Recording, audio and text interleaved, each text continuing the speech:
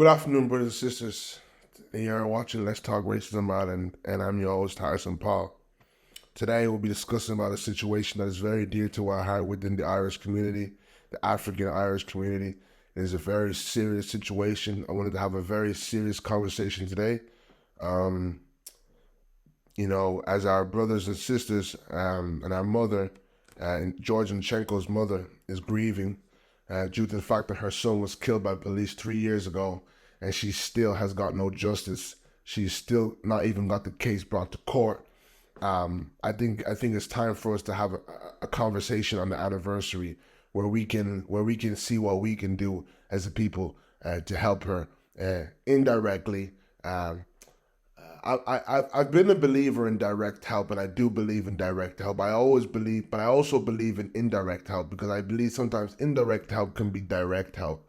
Um, I believe we can create an environment for her by looking inward, each black person, that we create an environment in this Western civilization that demands more respect. That when situation happens like this to, George Nkencho's mother, and I'm going to get into that now, it knows not to play with her, because she's a black woman. It knows not to play with her.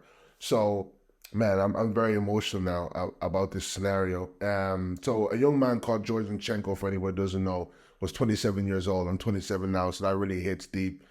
He was murdered by police.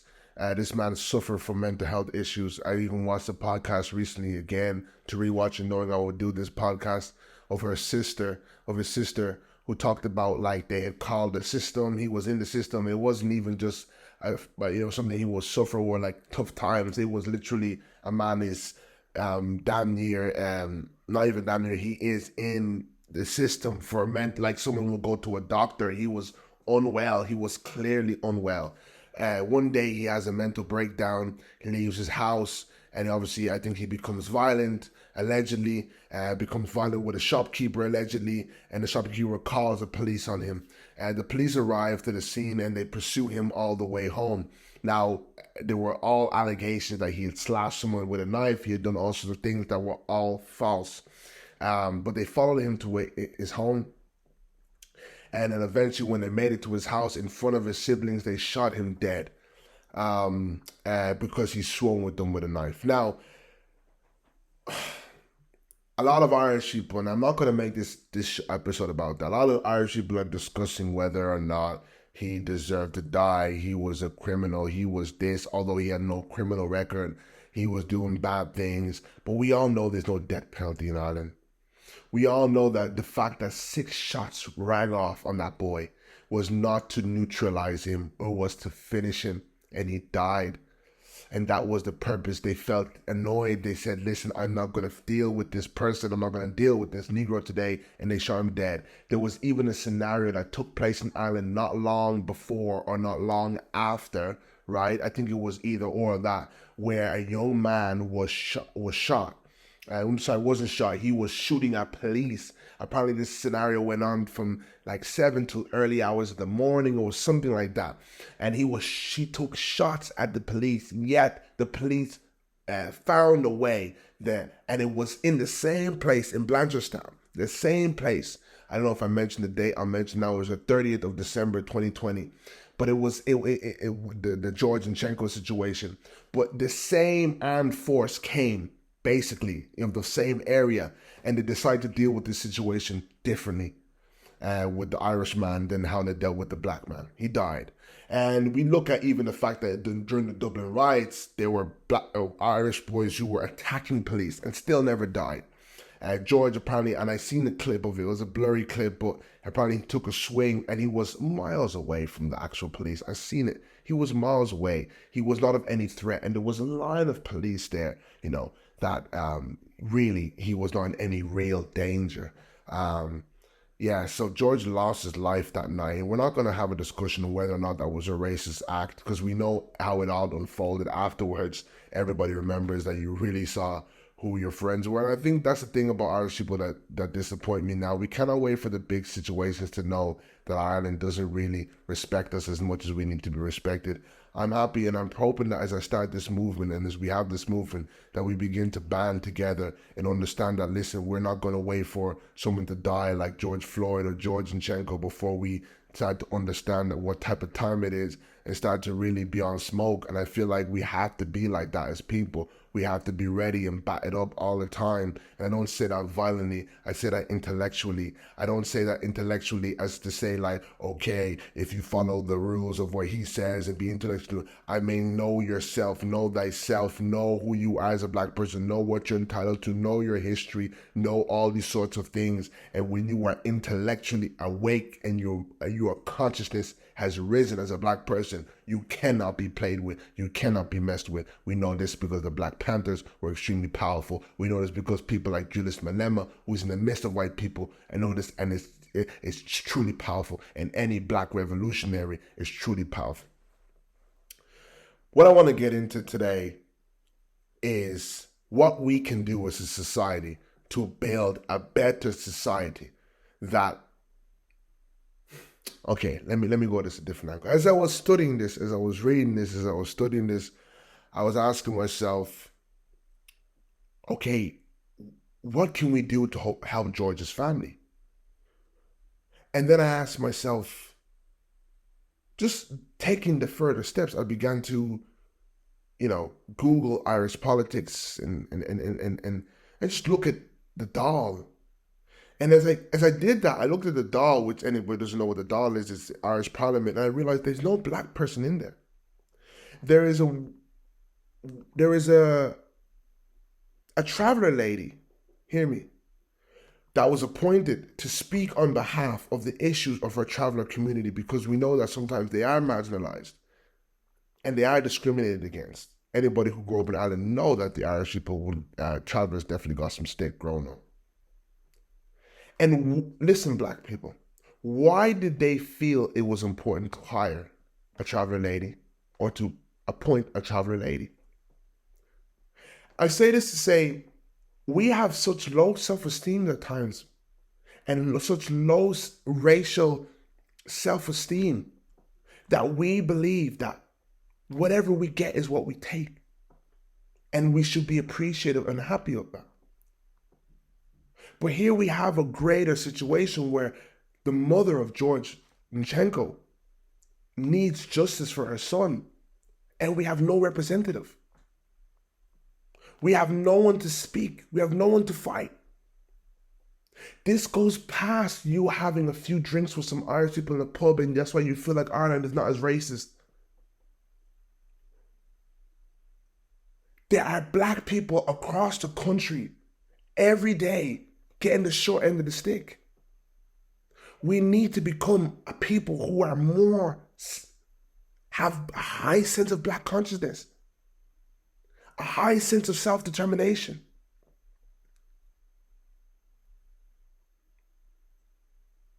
The only person with any sort of a variant background is Leo Varadkar, and he's as white as anything.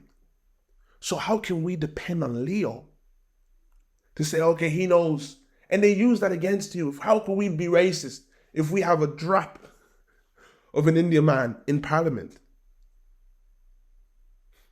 Listen, I spoke in my last video about, Geraldine Gay, the Harvard University president, and I touched on how she is in a position of power and what America has done and how proud I was, although her name's been brought to attention for negative reasons, not on her part. Unfortunate reasons, should I say. I was already in awe by the fact that a black woman in her natural beauty was standing in such a high position, and what America has done, African Americans, to fight to get there. But brothers and sisters, my Irish African brothers and sisters, we are not going to get there with the tempo that we move at, with the mentality in which we hold. The most important thing I notice with African Americans over generations and generations of them in this plight, I study them and I want to watch their steps, because they have obviously been in proximity with their oppressor for a longer time. and understand the plight better than we do. And one of the things that they understand and they understood and they began to understand early, and even people like their young Black Panther revolutionaries, oh goodness, his name always leaves my mind because I always think of Huey Newton. Forgive me, I can't go without. I can't go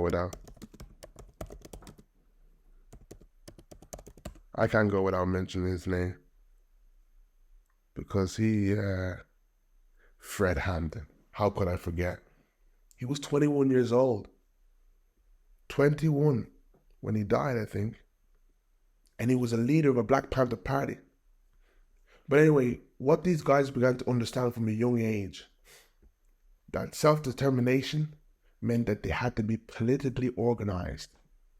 Who was going to represent our voice? We were not going to depend on the same people who oppress us to give us a loud enough voice where it matters. And what's so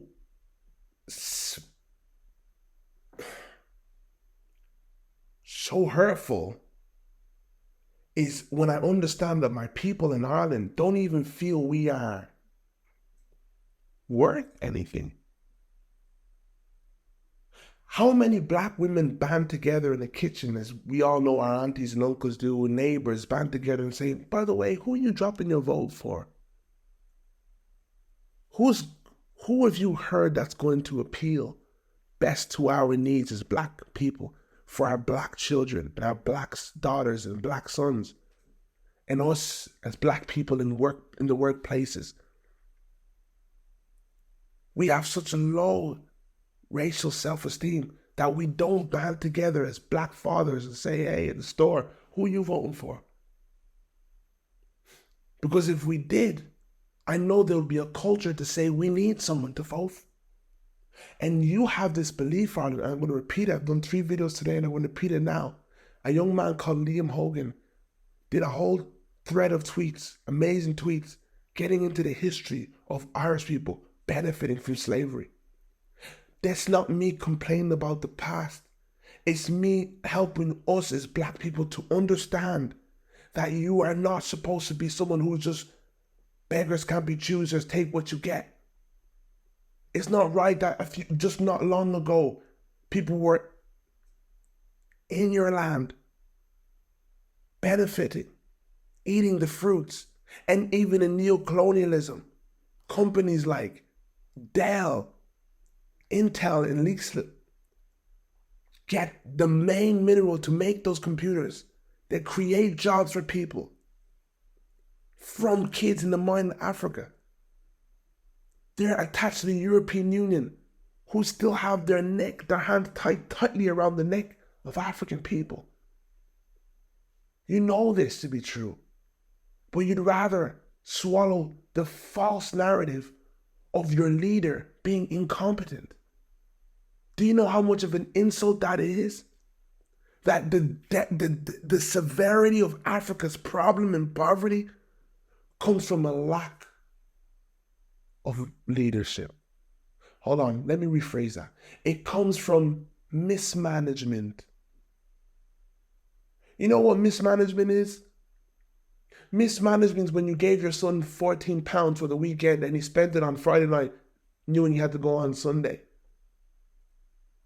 Mismanagement is a little bit of a business. We're talking about the richest in minerals, diamonds, cocoa, everything, you name it. The richest land on earth. And we are in so much poverty. Even if an African leader wanted from the bottom of his heart to destroy Africa, he still couldn't do it to that degree. That's how rich Africa is. If you think of how rich Apple is, what he needs to make his phone, he gets it from kids in Congo. Africa would have to be as rich as him. This sorry excuse of our leaders, because it's a spirit of fear. You can beat yourself up better than you can point the finger and put the pressure on the oppressor. Why I repeat this and repeat this? Because we must not be here with a mentality of we've been done a favor. Now we've got black mothers who've lost their son to mental health. I spoke about how I was under mental health. I understood that condition totally. You make irrational moves. And I totally believe that if I went further down the path that I went down, I probably could have ended up like him. There's no promises that I wouldn't have. So this life is hard. The mother did all she can to raise her son the best. But now she needs some closure. She needs some respect. Not only is she feeling heartbreak, she's probably feeling like the dirt under someone's shoe. That she is not even worth for the case to be brought to trial. So she can get an answer as to why they thought 6 shots to the boy was a way to neutralize him. You could have arrested him, put him in chains. How many people come out and say, listen, I'm changing my life? I know people who've gone to jail, come back and bounce back.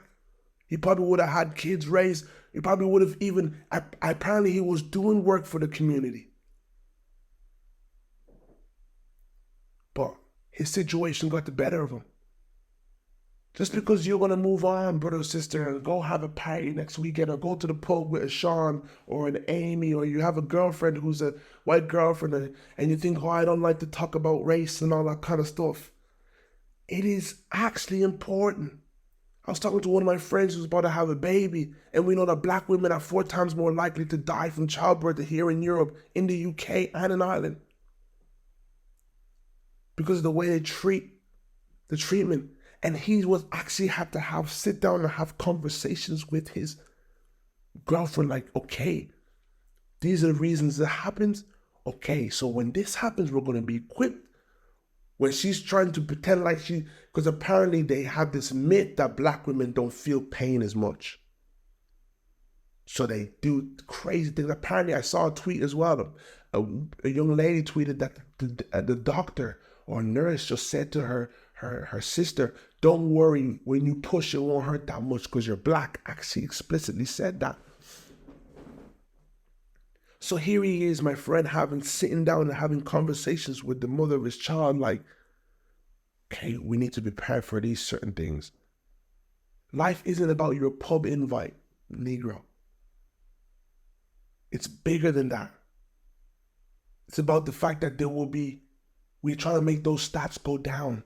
We're trying to make the fact that there's discrimination happening in the workplace go down.